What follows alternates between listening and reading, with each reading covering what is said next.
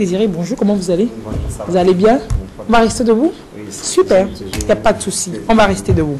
Alors aujourd'hui, Désiré, c'est la rubrique Progrès par le mariage, parce que Désiré nous dit, et le balade vous dit, que quand on se marie, c'est pour apporter quelque chose à la société. On ne va pas se marier pour après se séparer, parce qu'il y a trop de séparations, il y a trop de divorces. Désiré, dans sa rubrique Progrès par le mariage, nous rappelle certains principes que l'on oublie un peu trop souvent. Et voilà, aujourd'hui, on va parler de la bigamie, de la polygamie finalement. La bigamie, c'est la polygamie. En quelque sorte, mais ici, c'est quand même... C'est quand c'est deux femmes seulement. La polygamie est un peu officialisée. Ici, la bigamie n'est pas officialisée. Nous parlons de la bigamie et mariage hors la loi. Donc, quand nous parlons de bigamie hors un mariage hors la loi... Qu'est-ce qu'on n'entend pas bigamie là? Bigamie dont vous parlez là, c'est quoi? Oui, en termes simples, je vais le définir par illustration.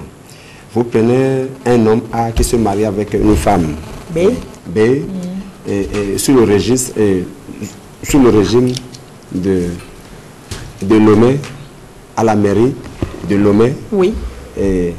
Ils ont signé la monogamie. Et après 2 ou 3 ans, on retrouve le même monsieur avec une autre femme, c'est à Sokodé, qui se marie encore, qui signe encore la monogamie dans le registre de Sokodé. Oh, ça, c'est l'État qu'on va poursuivre. Parce que c'est chez lui qu'on est allé se marier. S'il nous autorise à nous marier 2 fois devant lui, il est en faute. Hein? Monsieur l'État, on le poursuivra. Non, au niveau de chaque région, les registres sont différents quand nous parlons des mairies.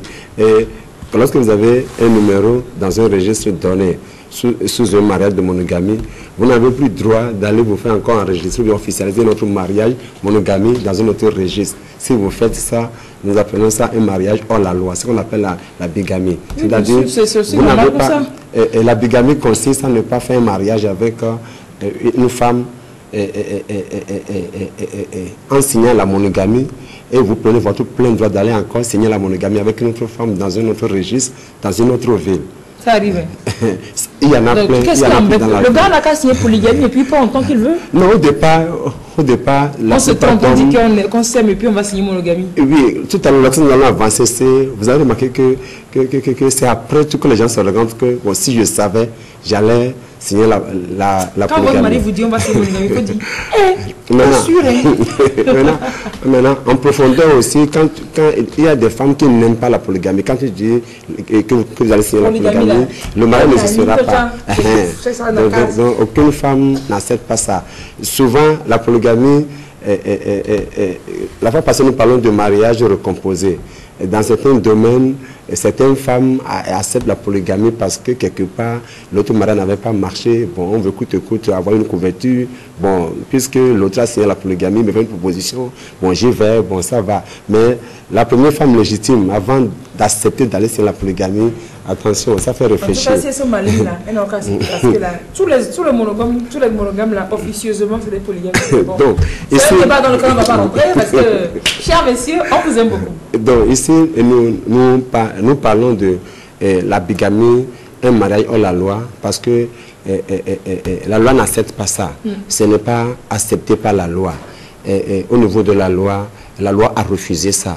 La bigamie n'existe pas. La loi est contre la bigamie. La loi a prohibé cela. C'est à cause de ça que nous l'appelons un mariage hors la loi. Hors la loi. La loi punit ça, mais en une condition. Oui. En une condition. Ce que la loi fait, c'est que la loi ne fait que annuler le deuxième mariage. Le deuxième mariage fait par le monsieur dans un autre registre. Mais, on va annuler le papier. On annule le papier. De façon réelle, ils vont continuer par être ensemble. Bon, c'est ce qui est un peu gênant, tu vois ça. Mais lorsqu'il n'y a pas de plaignant... Ça pose un problème au début. Oui. Ça pose un problème. Quand on a confiance en l'État et qu'on va devant le monsieur le maire, qu'on signe, on se marie, on se dit que l'autorité devant laquelle on est allé signer le mariage, qu'on est allé se marier, l'autorité ne devrait plus permettre... C'est qu'il y a un souci dans les registres. Il faut passer à la numérisation. Je ne sais pas comment ça se passe. Quand tu te maries à Tiarpanga, dans la plaine de Beau quelque part, tu devrais normalement plus pouvoir te marier à Lomé. quand tu y vas, on devrait pouvoir savoir que non, tu es déjà dans les registres du Togo. Oui. Parce que c'est un État globalement. Oui, je suis parfaitement d'accord avec vous. Je suis parfaitement d'accord avec vous. Nous sommes en train d'avancer. Au fur et à mesure que nous avançons, on essaie de corriger les choses étape par étape. Et il y a beaucoup de choses, quand j'ai commencé l'émission avec vous, que j'ai découvert au niveau du code, le code de famille des personnes. J'ai remarqué que parfois, je m'amuse un peu avec les juristes pour leur dire qu'il y a quand même des vides juridiques dans ce qu'on a fait. Mais nous ne pouvons pas toujours commencer à attaquer l'État. Le code n'était pas comme ça. Ça a avancé. Il va se marier quelque part d'autre. Je laisse le monsieur, je laisse la femme faire face à l'État. Effectivement, le code n'était pas comme ça. Ça a avancé. On suppose qu'au fur et à mesure que nous allons encore évoluer, il y aura encore des corrections. Et en attendant, les victimes vont se faire. Alors pourquoi est-ce que c'est grave? Pourquoi est-ce que c'est pas bien? Oui. Bon, comme si la question était encore à être posée. Oui. Je disais que ce n'est pas... La loi a refusé ça. Et là, nous rentrons dans les causes. Et quand nous prenons les causes sont multiples. Et tout à l'heure, vous êtes en train de me demander comment est-ce que le monsieur va faire un mariage monogamie et encore signer encore un autre mariage. Le problème, c'est qu'au départ, tout allait très bien. Et le monsieur ne voudrait pas aller à un second mariage. Mais il s'est fait que des problèmes ont commencé à se présenter. L'instabilité au niveau du premier mariage. Et le monsieur a voulu quand même essayer de trouver quelques compléments. Il ne sait pas ce qu'on appelle divorce. À ce niveau, quand vous considérez les conséquences du divorce par rapport à ce que vous voulez faire, vous allez préférer plutôt feinter. Ce n'est pas des justifications que vous leur donnez, c'est pas des non, pas du tout. Pas du tout. Mais à ce niveau, ce que nous disons, c'est que c'est parce que les hommes savent que là où il n'y a pas de plaignants, il n'y a pas des accusés. Les femmes ne se lèvent pas pour aller se plaindre. Donc les hommes ont trouvé un issue pour sortir quand ça n'allait pas. Au lieu de chercher à arranger leur mariage au niveau de la monogamie, et tout, bon, écoutez, bon, ça tombe bien. Ce que je vais faire, je préfère feinter question de divorce qui va me revenir un peu trop cher. Je préfère feinter ça pour aller chercher une autre dame pour aller à ce mariage. Maintenant, en plus de ça, ça arrive que parfois même, ce n'était pas les hommes qui veulent ça. Ce sont les deuxièmes bureaux qui ne veulent plus jouer le rôle du second plan. Qui va se négliger. Oui. Les deuxièmes bureaux ne veulent plus jouer le rôle du second plan. Ils veulent aussi être au premier rang, jouer ce qu'on appelle...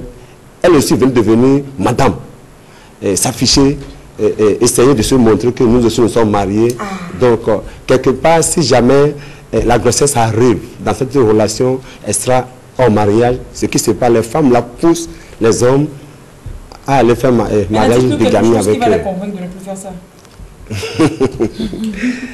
Il faut que les hommes essaient de trouver des solutions internes dans leur premier mariage.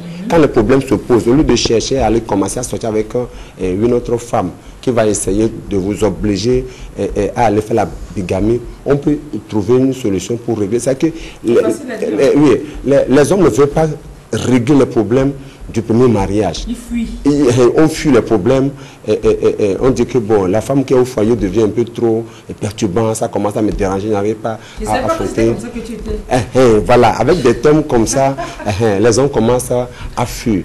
Mais à ce niveau, notre intention en abordant le thème avec vous ce matin, c'est de dire aux hommes que la bigamie ne les arrange pas. Et ça ne permet pas, la semaine prochaine, nous allons essayer de voir les conséquences. Vous verrez qu'au plan progrès, ça n'arrange pas la société. Ça crée la frustration, la trahison dans la société, et ça entraîne même la mort. Quand vous causez un peu avec quelques femmes dans la ville, vous saurez que vraiment la bigamie n'est pas une chose à encourager. La loi a bien fait de ne pas être d'accord. Mais là où je suis avec vous tout à l'heure, avec vous, la loi n'a rien prévu comme punition sévère. Pour les gars qui font ça. Maintenant, en plus de ça, nous voulons lancer un appel au niveau des femmes de se lever. Les premières femmes, les femmes légitimes de se lever pour aller à la mairie, pour aller au tribunal pour dire écoutez, voilà ça, pour qu'on puisse interpeller le monsieur. Vous envoyez le papa de vos enfants, mais votre mari au tribunal, toute la famille est sur votre dos. Ça dit que c'est vous l'assassin. L'assassin du village qui n'a pas réussi à manger le monsieur, c'est vous. Non, Elise. Qui allait le manger. Le monsieur ne sera pas quand même emprisonné pour ça, non. Mais les gens ne comprennent pas que le tribunal, le commissaire s'est fait pour régler les problèmes. Quand vous convoquez au tribunal, vous l'appelez devant le juge tribunal, terminé. C'est-à-dire qu'elle est convoquée. C'est pour ça que nous sommes là pour faire. C'est pour ça que nous sommes là pour faire cette œuvre de sensibilisation, pour informer les femmes, encourager les hommes à dénoncer ces genres de choses dont la loi n'est pas d'accord, à les dénoncer pour que les gens puissent cesser de faire ça. Et je sais que ce matin encore, les hommes ne seront pas d'accord avec moi, mais c'est ça la loi, il faut y aller. Il faut que nous aidions les couples à organiser bien leur mariage, à les améliorer, pour que la paix règne dans la société, pour qu'on puisse avancer, progresser dans la société. Déjà, s'il n'y a pas de souci, si on gère bien, s'il n'y a pas de souci, on ne va pas passer à la bigamie dont vous parlez. Voilà. Et puis, si ça se passe bien et que finalement on se voit qu'il y a une compatibilité, on peut s'entendre. Et puis, si le divorce est consensuel, on peut s'entendre et puis c'est vite fait. Laissez-moi vous dire aujourd'hui que parfois ce sont les femmes qui poussent les hommes à la bigamie. Il faut arrêter ça. De toute façon, je vais vous le prouver la semaine prochaine. Je vais vous prouver ça la semaine prochaine.